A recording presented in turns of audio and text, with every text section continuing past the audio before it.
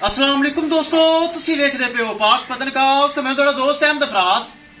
दोस्तों सब तो पहले रिक्वेस्ट है चैनल को सब्सक्राइब कर लो, फेसबुक वाले बराबर बहुत अच्छे पेज नु फॉलो कर लो। किसी बराबर नु अच्छी नस्ल दी गाय चाहिए होवे बाएतमाद और भरोसे परचेज कर सकता है। लोकेशन है डबुंगा हयात, तहसीलो जिला पाक पतन शरीफ। मोबाइल नंबर है साडा 0300 पूरा 8754 743।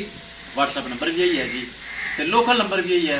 माशाल्लाह अपने अच्छे अच्छे जानवर, मयारी जानवर, दो तले जानवर मौजूद होंगे बगैर फॉल टैप नुकस के।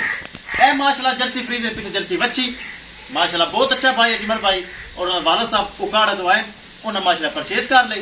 अल्लाह ताला मालिका नसीब करे। थोड़ी जी गलबात करांगे ताकि प्यार मोहब्बत होया नहीं होया फिर इंशाल्लाह करांगे लोड़ी। आओ बुजुर्ग जी, अस्सलाम वालेकुम। बुजुर्गो की नाम है ਤੁਹਾਡਾ?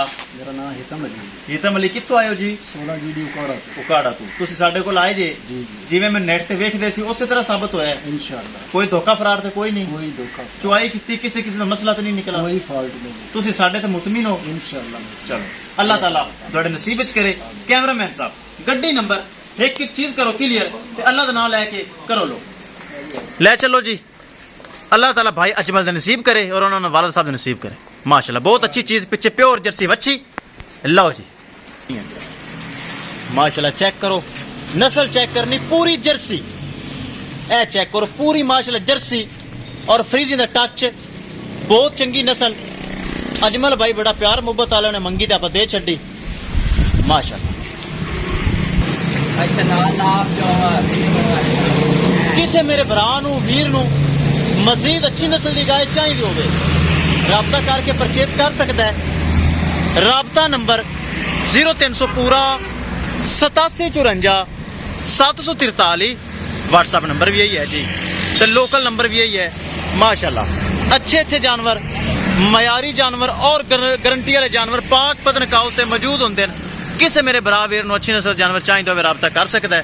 ए चेक करो माशाल्लाह डाला लेट है, डाला आ रही है, डाला लेट है।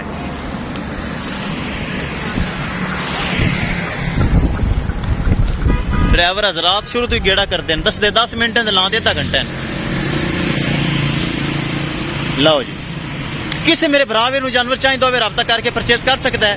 इंशाल्लाह दोस्तों मिलांगे एक नई वीडियो के नाल। अपने फराज दोस्त दे इजाजत। अल्लाह